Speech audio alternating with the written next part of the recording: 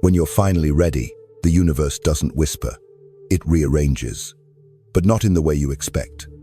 It doesn't arrive with a clean plan or a gentle invitation. It arrives like an unexpected storm quiet at first. Then suddenly, everything begins to fall apart. People who once felt like constants begin to distance themselves. Friendships dissolve, sometimes without conflict. Jobs that once defined your identity feel suffocating or fall away entirely. Plans you've clung to for years inexplicably unravel, and you're left standing in the rubble of what used to be your life. Most people, in that moment, panic. It feels like failure, like life is punishing you for something you can't name. But what if it's not punishment? What if it's precision? What if the universe, in its quiet wisdom, is not tearing you down, but making space? Carl Jung called it individuation, the process of becoming who you truly are. But before you become that person, you must shed everything that isn't you. That's the part no one warns you about. It doesn't feel like transformation. It feels like loss, like abandonment, like disorientation. Because everything fake, misaligned, expired, must go. Not out of cruelty, but out of necessity. We spend years building lives based on what we were told we should want. We choose careers that impress others, stay in relationships that validate us, maintain friendships that stopped feeling mutual long ago, just because we fear the silence that might follow. But the self, the true self, doesn't live in applause. It lives in alignment. And when you get serious about becoming that self, the universe removes anything that stands in the way. The process is ruthless, not because the universe is cruel, but because it's honest. And most of what we've built isn't. You will feel like you're losing control. And in a way, you are. You're losing the illusion of control that kept you small, anxious, and in a constant state of survival. When you finally say, "I'm ready for more," the universe listens. But instead of handing you a new life, it clears the stage. The props collapse. The background burns. The people you thought would be there forever exit without warning. And you think, this isn't what I asked for. But maybe it is. Maybe what you asked for requires space. Maybe it demands a foundation that's real. It's human to resist. You'll try to hold on. You'll call old friends. Chase old lovers. Try to salvage broken plans. Not because they're right, but because they're familiar. The ego craves familiarity, even if it hurts. But the soul knows better. The soul will sit you down, quietly at first, then louder, until you listen, until you stop reacting and start receiving. And here's the truth that no one wants to admit. The more you resist this shedding, the more painful it becomes. Because the process isn't optional. Not if you're serious. Not if you're truly ready. This isn't a motivational cliché. This is the messy, unfiltered truth of transformation. Things will leave. People will ghost. What once made sense will suddenly feel meaningless. And that's how you'll know. You're not being destroyed. You're being rearranged. But how do you tell the difference between losing everything and being realigned? How do you trust that what's falling apart isn't your life collapsing, but your false life disintegrating?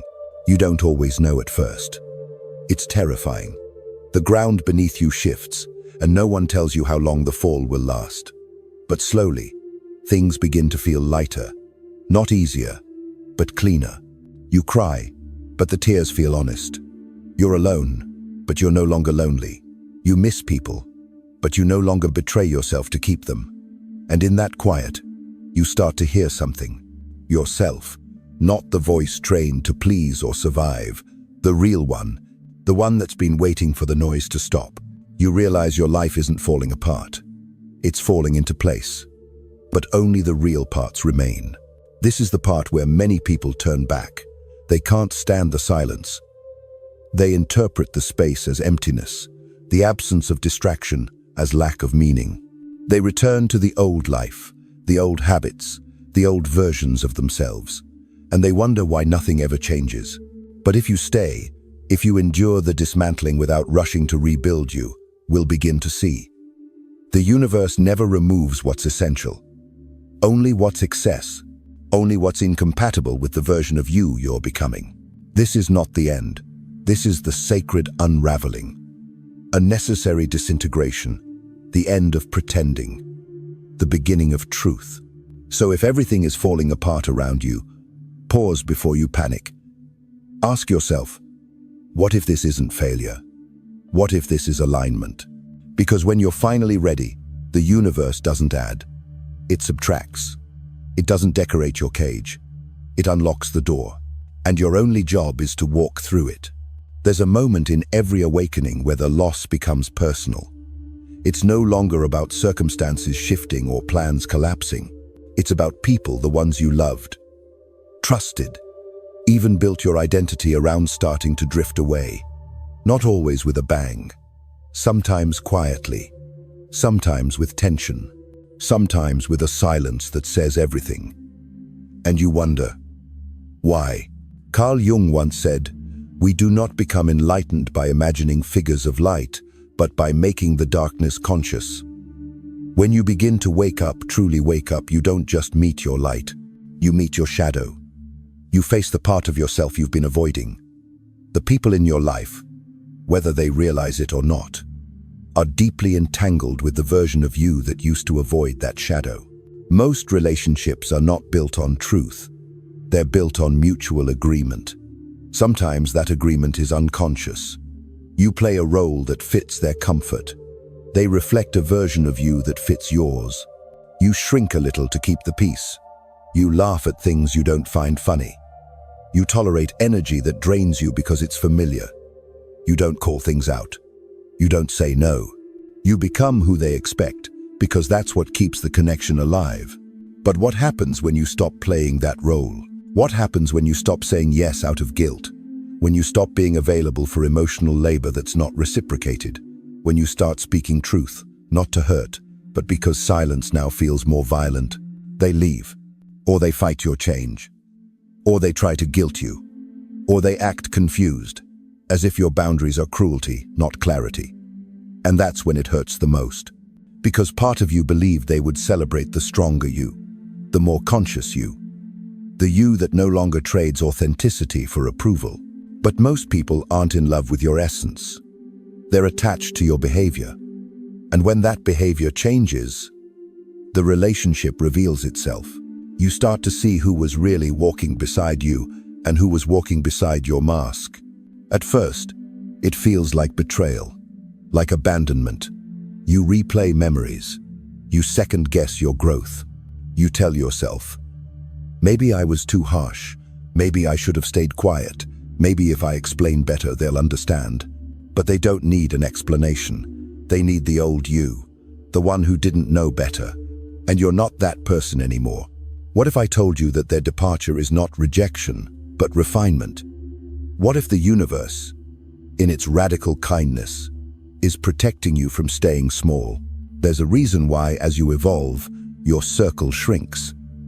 The more you align with truth, the less tolerance you have for distortion. The more you embody peace, the louder chaos feels in your body.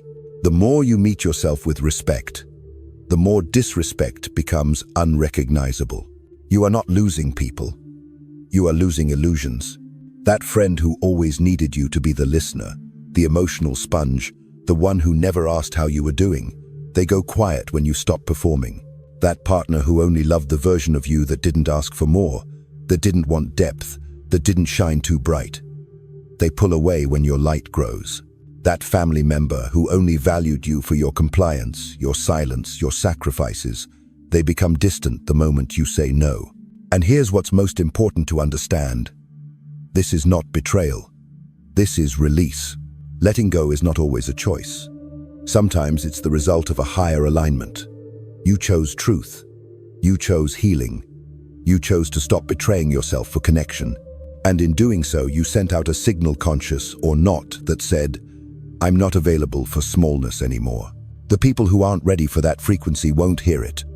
They'll hear rejection. They'll hear arrogance. They'll hear abandonment. But what they're really hearing is the echo of their own resistance to growth. And that is not your responsibility. Your job is not to maintain outdated contracts signed by a version of you that no longer exists. Your job is to honor what your soul is becoming, even if that means disappointing people who benefited from your self-abandonment. If this feels cruel, pause. Let yourself feel the grief. Because it is grief.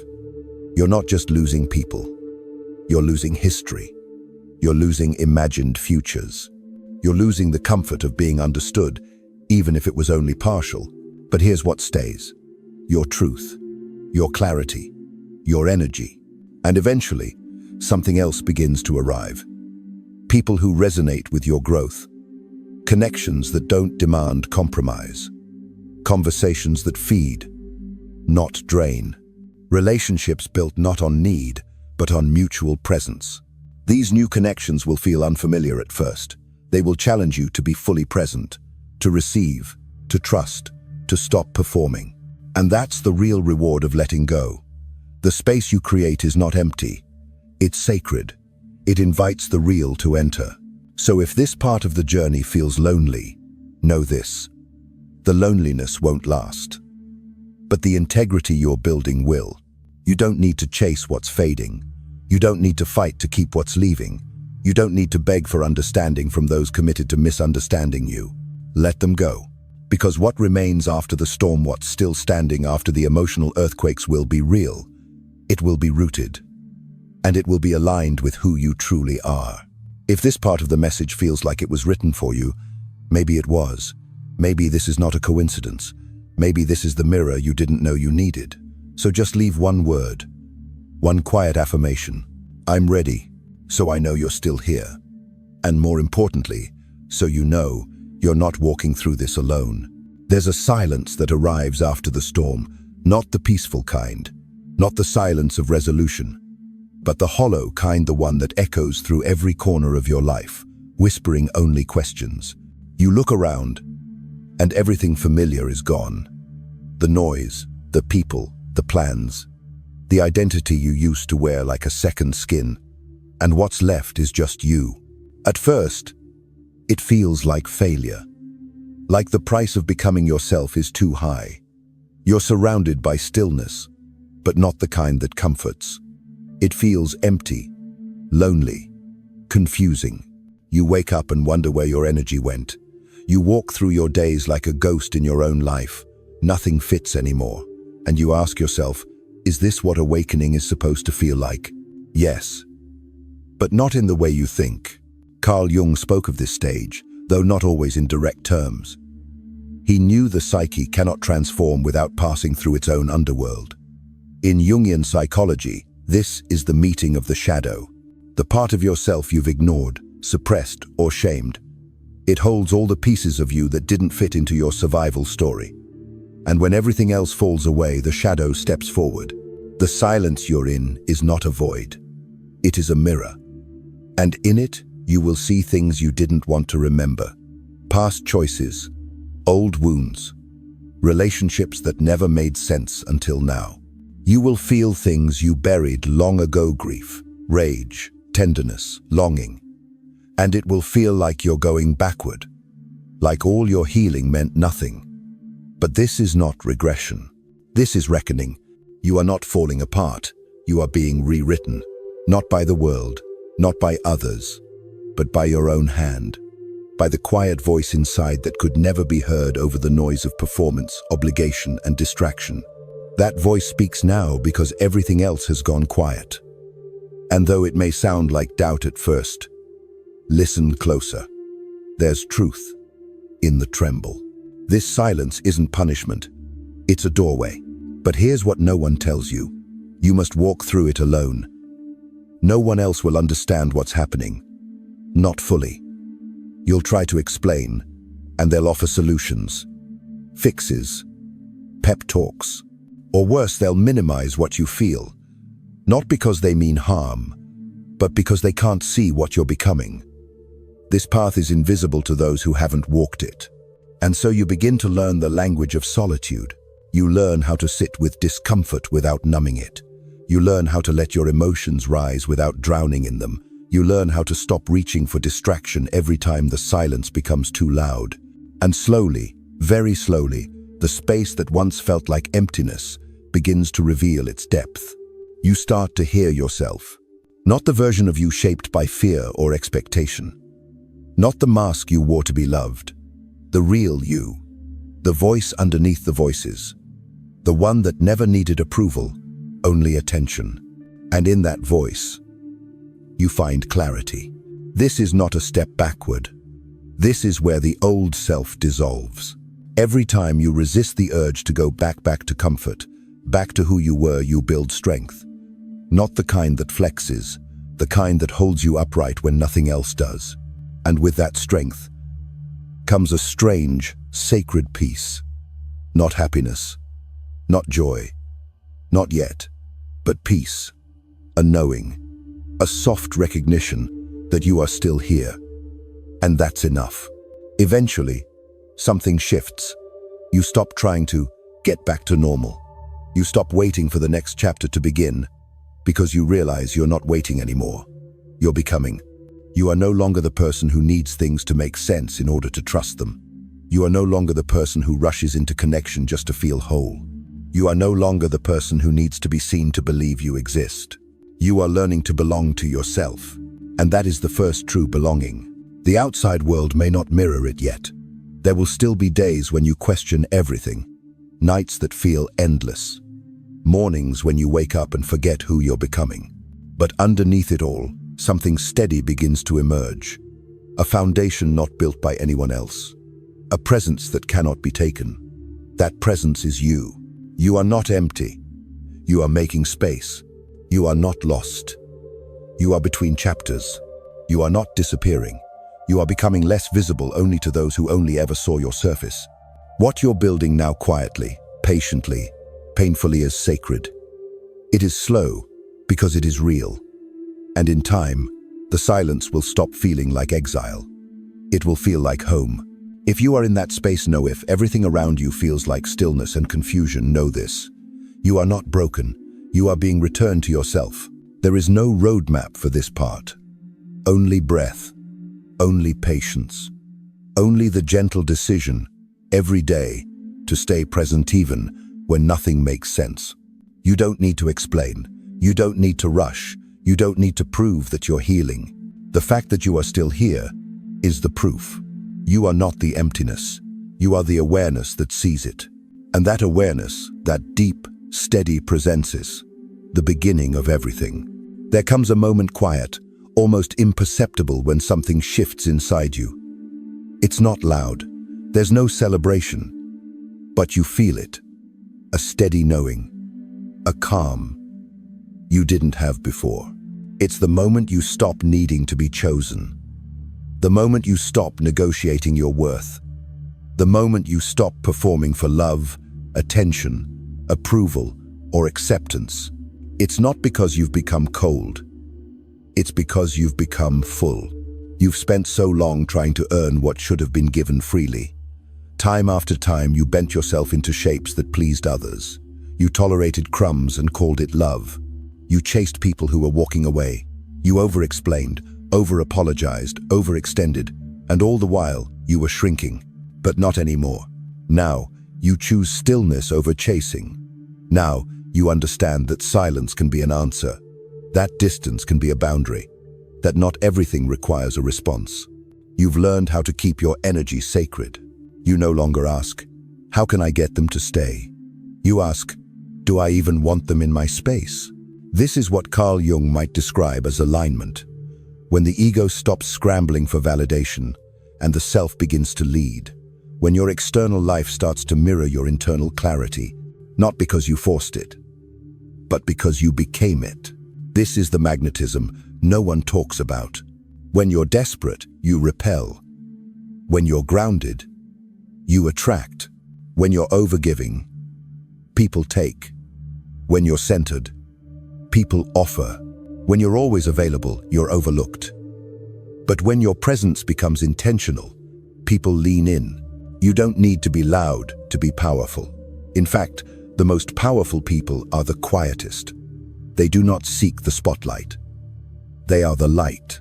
And when you become that, when you hold yourself with that kind of quiet confidence, you become impossible to ignore. The truth is, most people are not looking for love. They're looking for rescue. They're looking for someone to fill their void, to distract them from their pain, to play a role they themselves haven't defined. But you're not available for that anymore. Because you've stopped seeking completion. You've become whole. You're not waiting to be invited into someone else's story. You're writing your own. And from that place, something radical happens. The right people begin to find you. Not because you reached for them, but because your energy called them in. Opportunities too, the ones that align with your values, the ones that don't ask you to betray your peace. They arrive without force, because you're no longer in a frequency of fear. You're no longer trying to be seen. You're simply seeing clearly. You are no longer asking, what can I do to be loved? You're asking, what am I willing to receive now that I love myself? This isn't arrogance. It's clarity. You finally understand that being wanted is not the same as being valued. That being busy is not the same as being purposeful. That being chosen means nothing if you have to abandon yourself to fit. So you stop running, you stop begging, you stop performing, and you start observing. You start listening to the way people speak to your spirit, not just your ears. You start watching how they show up when you're not easy to access. You stop trying to read between the lines. You wait for people to speak clearly, and those who cannot meet you in your clarity will fade. Let them, because the more authentic you become, the fewer people can follow. But the ones who do, they're the ones who matter. They're the ones who respect your time, who match your effort, who speak your emotional language, who don't ask you to shrink so they can feel big, who don't see your boundaries as threats but as invitations into something deeper. This is the elevation no one tells you about, the emotional sobriety, the energetic refinement, the spiritual discipline of becoming unavailable for anything that costs you your peace. You begin to feel different in your own body. Your breath deepens, your decisions slow down, your reactions soften. You don't rush. You don't chase. You let things reveal themselves. And if they're right, you allow them in. If they're not, you walk away with ease. You realize, alignment is not luck, it's self-respect in action. And it's in that space that everything begins to unfold. Not because you forced the doors open, but because you became the key. So, if you're here, you've been walking through the silence, releasing what no longer serves, shedding old skins and facing your shadows, this is your arrival. You may not feel victorious. You may still have days of doubt. But deep down, something has settled. You are not who you were. You no longer beg the universe to give you peace. You carry peace within you. You no longer ask people to stay. You trust that what stays is meant for you. You no longer fear being alone. You honor the quality of your own company. And from this place of stillness, you become a magnet for what's real, for what's whole, for what's worthy of your energy. Because when you no longer have to convince, manipulate, or prove your worth, the only things that arrive are the things that recognize it. If you're still here, reading these words, maybe this isn't just a video. Maybe you're not just consuming content. Maybe you're standing at the threshold of rebirth. And the universe, contrary to what you once believed, is not taking anything away. It's making space for everything that is truly meant for you. If you feel that, if a part of you knows this is more than coincidence, just leave a single dot, one quiet mark, a full stop, a pause, a breath. Let it be a silent promise to yourself that you are ready.